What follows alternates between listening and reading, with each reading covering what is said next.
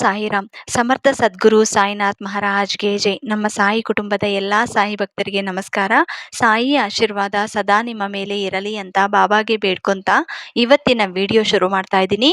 ಇವತ್ತಿನ ವಿಡಿಯೋದಲ್ಲಿ ಸಾಯಿ ಏನು ಹೇಳ್ತಾ ಇದ್ದಾರೆ ಅಂದರೆ, ಮಗು, ಈ ಕ್ಷಣ ನಿನ್ನ ಬೇಡಿಕೆ ಕೇಳುತ್ತಾ ನನ್ನ ಸಮಾಧಿ ಮುಟ್ಟಿ ಒಂದು ಪವಾಡ ನಡೆಯುತ್ತೆ ನೋಡಿ ಅಂತ ಸಾಯಿ ಇವತ್ತು ನಮ್ಮೆಲ್ಲರಿಗೂ ಒಳ್ಳೆಯ ಸಂದೇಶವನ್ನು ತಂದಿದ್ದಾರೆ. ಈ ಸಂದೇಶದ ಮೂಲಕ ನಮ್ಮ ಜೀವನದಲ್ಲಿ ಎಂಥ ಸಂತೋಷ ಬರುತ್ತದೋ ನಾವು ಪೂರ್ತಿ ವಿಶ್ವಾಸದಿಂದ ಸಾಯಿ ಹೇಳೋದು ಕೇಳ್ತೀವಿ. ಇವತ್ತು ಅದೇ ವಿಶ್ವಾಸ, ಅದೇ ನಂಬಿಕೆ ಇಟ್ಕೊಂಡು ಸಾಯಿ ಸಮಾಧಿಯನ್ನು ಮುಟ್ಟೋಣ. ಈ ಗುರುವಾರ ದಿನ ಪ್ರತಿಯೊಬ್ಬರು ಸಾಯಿ ಸಮಾಧಿ ಮುಟ್ಟಿ ನಿಮ್ಮ ಜೀವನದಲ್ಲಿ ಎಂಥ ಕಷ್ಟಗಳಿದೆಯೋ ಅದೆಲ್ಲ ಕೂಡ ದೂರ ಮಾಡಿ ಅಂತ ಸಾಯಿಗೆ ಬೇಡ್ಕೊಳ್ಳೋಣ. ಮತ್ತೆ ಎಲ್ಲರೂ ಕೂಡ, ನಾನು ಕೂಡ ಇವತ್ತು ಸಾಯಿ ಸಮಾಧಿಯನ್ನು ಮುಟ್ಟಿ ನಮ್ಮ ಜೀವನದಲ್ಲಿ ಏನೇ ಕಷ್ಟ ಬಂದರೂ, ಏನೇ ಸಂತೋಷ ಬಂದರೂ ಸಾಯಿ ಮುಂದೆ ಹಂಚ್ಕೊತೀವಿ ಅಂತ ಸಾಯಿಗೆ ಒಂದು ನಮಸ್ಕಾರ ಮಾಡಿಕೊಂಡು ಪ್ರತಿ ಹೆಜ್ಜೆಗೂ ಸಾಯಿ ನಮ್ಮ ಜೊತೆ ಇರಬೇಕು ಅಂತ ಬೇಡ್ಕೊಳ್ಳೋಣ. ಮತ್ತೆ ನೀವು ಕೂಡ ಸಾಯಿ ಸಮಾಧಿಯನ್ನು ಮುಟ್ಟಿ ನಿಮ್ಮ ಮನಸ್ಸಿನಲ್ಲಿ ಇರುವಂಥ ಬೇಡಿಕೆಗಳನ್ನು ಅಥವಾ ಕಷ್ಟಗಳನ್ನು ಹೇಳ್ಕೊತ ನಮಸ್ಕಾರ ಮಾಡ್ಕೊಳ್ಳಿ. ಶಿರಡಿಯಿಂದ ಲೈವ್ ನಡೀತಾ ಇದೆ. ಇದು ಮಧ್ಯಾಹ್ನ ನಡೆದಿರುವಂಥ ಲೈವ್. ಎಲ್ಲರೂ ಕೂಡ ಸಾಯಿ ಆಶೀರ್ವಾದ ತಗೊಳ್ಳಿ. ಮಗು, ಇವತ್ತು ನನ್ನ ಮೇಲೆ ನಂಬಿಕೆ ಇಟ್ಕೊಂಡು ನನ್ನ ಸಮಾಧಿಯನ್ನು ಮುಟ್ಟಿದೀಯಾ. ನೀನು ನಿನ್ನ ಜೀವನದಲ್ಲಿ ಇವತ್ತು ನಿನ್ನ ಕಷ್ಟಗಳಿಗೆ ಕೊನೆಯ ದಿನ ಅಂತ ಹೇಳ್ತೀನಿ. ಯಾಕಂದರೆ ಪ್ರತಿದಿನ ಸಾಯಿ ಮುಂದೆ ಹೇಳ್ಕೊಳ್ಳೋದು ಒಂದೇ, ನನ್ನ ಕಷ್ಟಗಳು ಬೇಗ ದೂರ ಮಾಡಿ ಸಾಯಿ ಅಂತ. ಆಮೇಲೆ ನನಗಿರೋ ಅಂಥ ಆರ್ಥಿಕ ಸಮಸ್ಯೆಗಳು ದೂರ ಮಾಡಿ ಅಂತ ನನ್ನ ಮುಂದೆ ಬೇಡ್ಕೊಂಡಿದೀಯಾ. ಇವತ್ತು ನನ್ನ ಮಂದಿರಕ್ಕೆ ಬಂದು ನನಗಿರೋ ಅಂಥ ಕಷ್ಟಗಳು ಏನು ಅನ್ನೋದು ನಿನಗೆ ಗೊತ್ತು. ಆದರೆ ನಾನು ಸಾಯಿ ಮುಂದೆ ಬೇಡ್ಕೊಳ್ಳಲ್ಲ. ನನ್ನ ಕಷ್ಟಗಳು ಬೇಗ ದೂರ ಮಾಡಿದ್ರೆ ಸಾಕು ಅಂತ ಮನಸ್ಸಿನಲ್ಲೇ ಹೇಳ್ಕೊತೀನಿ. ಒಮ್ಮೆ ಸಾಯಿಯಪ್ಪನ ನೋಡಿದ್ರೆ ನನಗಿರೋ ಅಂಥ ಕಷ್ಟಗಳನ್ನೆಲ್ಲ ಕೂಡ ಮರೆತು ಅಲ್ಲಿ ಸುಮ್ಮನೆ ಕುತ್ಕೊತೀನಿ. ಅಂದರೆ ಸಾಯಿ ನನ್ನ ಜೊತೆ ಇದ್ದಾರೆ ಅನ್ನೋ ಭರವಸೆ ನನಗೆ ಸಿಗುತ್ತೆ. ಇವತ್ತು ನಾನು ಏನು ಕಷ್ಟನ ಅನುಭವಿಸ್ತಾ ಇದೆಯೋ ಅದು ಎಲ್ಲ ಕೂಡ ನನ್ನ ಕರ್ಮಗಳ ಮೂಲಕ ಅನುಭವಿಸ್ತಾ ಇದ್ದೀನಿ ಅನ್ನೋ ನಂಬಿಕೆ ನನಗಿದೆ. ನಾನು ಅದು ಪೂರ್ತಿ ನಂಬುತ್ತೀನಿ. ಯಾಕಂದರೆ ಭಗವಂತ ಏನೇ ಪರೀಕ್ಷೆ ಕೊಟ್ಟರೂ ಕೂಡ ಅದು ನನ್ನ ಅನುಭವಕ್ಕೆ, ನನ್ನ ಒಳ್ಳೆಯದಕ್ಕೆ ಅಂತ ನಾನು ನಂಬುತ್ತೀನಿ. ಭಗವಂತ ನನ್ನ ಕೈ ಬಿಡೋದಿಲ್ಲ. ನನ್ನ ಜೊತೆ ಇರೋರು ಏನೇ ಅನ್ಕೊಂಡ್ರು, ಅವರು ನನಗೆ ಎಂಥ ಕಷ್ಟ ಕೊಟ್ಟರು, ಏನಾದರೂ ಕೆಟ್ಟದ್ದು ಮಾಡೋಕ್ಕೆ ಪ್ರಯತ್ನ ಮಾಡಿದ್ರು, ನನ್ನ ಜೊತೆ ನಾನು ನಂಬಿರೋ ಅಂತ ನನ್ನ ಗುರು, ನನ್ನ ಸಾಯಿ ನನ್ನ ಜೊತೆ ಯಾವತ್ತೂ ಸದಾ ಇರ್ತಾರೆ ಅನ್ನೋದು ನಾನು ನಂಬುತ್ತೀನಿ ಅಂತ ನನ್ನ ಮಗು ಪೂರ್ತಿ ವಿಶ್ವಾಸದಿಂದ ಹೇಳ್ತಾ ಇದೆ. ಮಗು, ಅದೇ ನಂಬಿಕೆ ಯಾವತ್ತೂ ನಿನಗೆ ಸದಾ ಇರಬೇಕು. ಸಮಾಧಿಯನ್ನು ಮುಟ್ಟಿ ಇವತ್ತು ನಿನ್ನ ಮನಸ್ಸಿನಲ್ಲಿ ಇರುವಂಥ ನೋವನ್ನು ಹೇಳ್ಕೊಂಡಿದೀಯ. ಆದರೆ ಅದು ಶಾಶ್ವತವಲ್ಲ. ಇವತ್ತು ಏನು ಕಷ್ಟ ನಡೀತಾ ಇದೆಯೋ ನಿನ್ನ ಜೀವನದಲ್ಲಿ ಅದು ತಪ್ಪದೆ ದೂರ ಆಗಿ ಸಂತೋಷವ ಕಾಲ ಆರಂಭವಾಗುತ್ತದೆ. ನೀನೇನು ಬೇಡಿಕೆಗೆ ಕೇಳಿದ್ದೀಯೋ ಅದು ತಕ್ಷಣ ಈಡೇರಬೇಕು ಅಂತ ನಾನು ಕೂಡ ನಿನಗೆ ಆಶೀರ್ವಾದ ಕೊಟ್ಟು ಸದಾ ನಿನ್ನ ಜೊತೆ ಇದ್ದು ಒಳ್ಳೆಯ ದಿನಗಳಿಗೋಸ್ಕರ ಪ್ರಯತ್ನ ಮಾಡ್ತಾ ಇರಿ.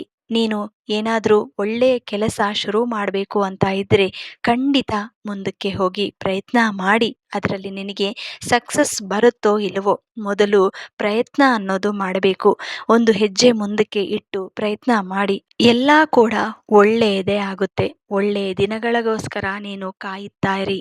ಮಗು, ಈ ಗುರುವಾರ ದಿನ ನನ್ನ ಸಮಾಧಿ ಮೇಲೆ ಕೈ ಇಟ್ಟಿದೀಯಾ. ನೀನು ಏನು ಕಳ್ಕೊಂಡಿದೀಯೋ ಅದು ನಿನಗೆ ಹತ್ತಿರ ಮಾಡೋ ಥರ ನಾನು ಮಾಡುತ್ತೀನಿ. ನನ್ನ ಮೇಲೆ ನಂಬಿಕೆ ಇದೆಯಲ್ವಾ? ಮತ್ತೆ ತಪ್ಪದೆ ಒಂದು ಚಿಕ್ಕ ಪರಿಹಾರವನ್ನು ಹೇಳ್ತೀನಿ, ಅದನ್ನ ನೀನು ಪ್ರಯತ್ನ ಮಾಡಿ. ಪ್ರತಿ ಗುರುವಾರ ದಿನ ನಿನಗಿರೋ ಅಂಥ ಕಷ್ಟಗಳು ದೂರ ಆಗಬೇಕು ಅಂದರೆ, ಆರ್ಥಿಕ ಸಮಸ್ಯೆಗಳಿಂದ ನೀನು ಆಚೆ ಬರಬೇಕಂದ್ರೆ, ನಿಮ್ಮ ಮನೆಯಲ್ಲಿ ಹಣದ ಸಮಸ್ಯೆ ದೂರ ಆಗಬೇಕು ಅಂದರೆ ಈ ಗುರುವಾರ ದಿನ ಅಂದರೆ ಪ್ರತಿ ಗುರುವಾರ ಒಂದು 5 ವಾರ ಅಥವಾ 9 ವಾರ ನೀವು ಪ್ರಯತ್ನ ಮಾಡ್ಬೋದು. ಗೋಧಿ ದೀಪನ ಹಚ್ಚಿ, ನೀನು ಸಾಯಿ ಮುಂದೆ ಗೋಧಿ ದೀಪನ ಹಚ್ಚಿ. ಈ ಗುರುವಾರ ಆಗಿಲ್ಲ ಅಂದರೆ ಮತ್ತೆ ಬರೋ ಗುರುವಾರ ಇಂದ ಪ್ರಯತ್ನ ಮಾಡಿ. ಗೋಧಿ ದೀಪನ ಬೆಳಗಿನ ಜಾವ ಹಚ್ಚಿದ ನಂತರ ಆ ಗೋಧಿ ಸಂಜೆ ಸಮಯದಲ್ಲಿ ಹಸುವಿಗೆ ಕೊಡಬಹುದು ಅಥವಾ ಪಕ್ಷಿಗಳಿಗೆ ಹಾಕಬಹುದು. ಈ ರೀತಿ ನೀವು 5 ಗುರುವಾರ ಅಥವಾ 9 ಗುರುವಾರ ಪ್ರಯತ್ನ ಮಾಡಿ. ಆಮೇಲೆ ಯಾರಿಗಾದ್ರೂ ಹಸಿವಾದವರಿಗೆ ಹೊಟ್ಟೆ ತುಂಬ ಊಟ ಕೊಡಬೇಕು, ಅನ್ನದಾನ ಮಾಡಬೇಕು, ಗೋಧಿ ದಾನ ಮಾಡಬೇಕು. ಈ ಥರ ನೀವು 9 ಗುರುವಾರ ಅಥವಾ 5 ಗುರುವಾರ ಪ್ರಯತ್ನ ಮಾಡಿ ನಿಮ್ಮ ಮನಸ್ಸಿನಲ್ಲಿ ಇರುವಂಥ ನೋವನ್ನು ಹೇಳ್ಕೊಂತ ಈ ಪ್ರಯತ್ನವನ್ನು ಮಾಡಿ. ದೀಪ ಹಚ್ಚಿದ ನಂತರ ಅಲ್ಲೇ ಕೂತ್ಕೊಂಡು 5ರಿಂದ 10 ನಿಮಿಷ ಸಾಯಿ ನಾಮಸ್ಮರಣೆ ಮಾಡಬೇಕು. ನೀವು 108 ಸಾಯಿ ನಾಮಸ್ಮರಣೆ ಮಾಡಬಹುದು ಅಥವಾ ಸಾಯಿ ಶತನಾಮಾವಳಿ ಹೇಳ್ಕೊಂತ ಇರಬೇಕು. ಪ್ರತಿ ಗುರುವಾರ ದಿನ ಒಳ್ಳೆಯ ಕೆಲಸನ ಮಾಡಬೇಕು. ಆವತ್ತೇ ಅಲ್ಲ, ಸಾಯಿನ ನಂಬಿರೋರು ಪ್ರತಿದಿನ ಒಳ್ಳೆಯ ಕೆಲಸಗಳೇ ಮಾಡುತ್ತಾರೆ. ಯಾರು ಸಾಯಿ ಮೇಲೆ ಪೂರ್ತಿ ವಿಶ್ವಾಸ ನಂಬಿಕೆ ಇಟ್ಕೊಂಡಿರ್ತಾರೋ ಶ್ರದ್ಧೆ ಸಬೂರಿಯಿಂದ ಈ ಗೋಧಿ ದೀಪಾನ ಪ್ರತಿ ಗುರುವಾರ ಹಚ್ಚಿ ಸಾಯಿ ಮಂದಿರಕ್ಕೆ ಹೋಗಿ ಸಾಯಿ ನಾಮಸ್ಮರಣೆ ಮಾಡುತ್ತಾ ಅಲ್ಲಿ ಸ್ವಲ್ಪ ಹೊತ್ತು ಟೈಮ್ ಸ್ಪೆಂಡ್ ಮಾಡಿಬಿಟ್ಟು ನೀವು ಮನೆಗೆ ವಾಪಸ್ ಬರ್ಬೋದು. ಕಡೆ ಗುರುವಾರ ದಿನ ನೀವು ಸಾಯಿ ಮಂದಿರಕ್ಕೆ ಹೋಗುವಾಗ ನೈವೇದ್ಯವನ್ನು ತಗೊಂಡು ಹೋಗಿ ಅಲ್ಲಿ ಎಲ್ಲಾ ಭಕ್ತರಿಗೆ ಹಂಚ್ಬೋದು ಅಥವಾ ಬಿಸ್ಕೆಟ್ ತಗೊಂಡೋಗಿ ಎಲ್ಲ ಭಕ್ತರಿಗೆ ಹಂಚ್ಬೋದು. ನಿಮ್ಮ ಅನುಕೂಲಕ್ಕೆ ತಕ್ಕಂಗೆ ನಿಮ್ಮ ಕೈಯಲ್ಲಿ ಎಷ್ಟು ಆಗುತ್ತೋ ಅಷ್ಟು ಸಹಾಯ ಮಾಡಿ ಬರಬೇಕು. ಒಳ್ಳೆಯ ಮನಸ್ಸಿಂದ ನೀವೇನೇ ಮಾಡಿದ್ರೂ ನಿನಗೆ ಒಳ್ಳೆಯದೇ ಆಗುತ್ತೆ. ಇವತ್ತು ನಾನು ಸಾಯಿ ಮಂದಿರಕ್ಕೆ ಹೋಗಿ ನನ್ನ ಬೇಡಿಕೆಗಳು ಮಾತ್ರ ಹೇಳ್ಕೊಂಡಿದ್ದೀನಿ.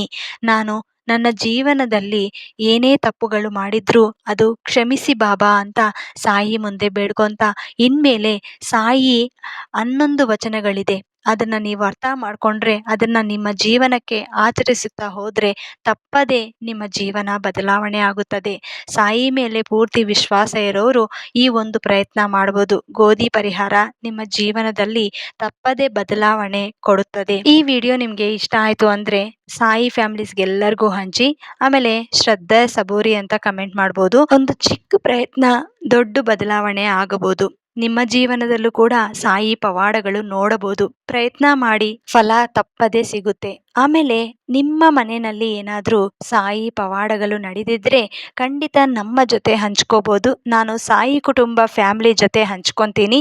ನಮ್ಮ ಸಾಯಿ ಕುಟುಂಬ ಫ್ಯಾಮಿಲಿಯಲ್ಲಿ ಯಾರ್ಯಾರು ಸಾಯಿ ಭಕ್ತರಿದ್ದಾರೋ ಅವರ ಎಲ್ಲರಿಗೂ ಗೊತ್ತಾಗೋ ಥರ ನಾನು ಹೇಳುತ್ತೀನಿ. ನಿಮ್ಮ ಮನೆಯಲ್ಲಿ ಸಾಯಿ ಪವಾಡಗಳು ಈ ಥರ ನಡೆದಿದೆ ಅಂತ ನಾನು ಸ್ಕ್ರೀನ್ ಮೇಲೆ ಕೊಟ್ಟು ಎಲ್ಲರಿಗೂ ಹೇಳ್ತೀನಿ. ನೀವು ಶೇರ್ ಮಾಡ್ಕೋಬೇಕು ನಿಮ್ಮ ಮನೆಯಲ್ಲಿ ನಡೆದಿರೋ ಅಂಥ ವಿಶೇಷಗಳು, ಅಥವಾ ಕಮೆಂಟ್ ರೂಪದಲ್ಲಿ ಅಥವಾ ವಿಡಿಯೋ ರೂಪದಲ್ಲಿ ನೀವು srilata8983@gmail.comಗೆ ಶೇರ್ ಮಾಡ್ಬೋದು. ಒಂದು ಇಮೇಲ್ ಕಳಿಸಿದ್ರು ಕೂಡ ನಾನು ಈ ವಿಡಿಯೋದಲ್ಲಿ ಶೇರ್ ಮಾಡ್ತೀನಿ. ಪ್ರತಿದಿನ ವಿಡಿಯೋ ಮಾಡ್ತೀನಲ್ವಾ, ಅದರಲ್ಲಿ ನಿಮ್ಮ ಮನೆಯಲ್ಲಿ ನಡೆದಿರೋ ಅಂಥ ಪವಾಡಗಳನ್ನ ನಾನು ಸ್ಕ್ರೀನ್ ಮೇಲೆ ಕೊಟ್ಟು ಹೇಳ್ತೀನಿ. ಮತ್ತೆ ಎಲ್ಲರೂ ಕೂಡ ಈ ವಿಡಿಯೋನ ಶೇರ್ ಮಾಡಿ, ಲೈಕ್ ಮಾಡಿ. ಮತ್ತೆ ಇನ್ನೊಂದು ವಿಡಿಯೋದಲ್ಲಿ ಭೇಟಿ ಆಗ್ತೀನಿ. ಅಲ್ಲಿವರೆಗೂ ನಮಸ್ಕಾರ. ಸರ್ವೇ ಜನ ಸುಖಿನೋ ಭವಂತು. ಜೈ ಸಾಯಿರಾಮ್.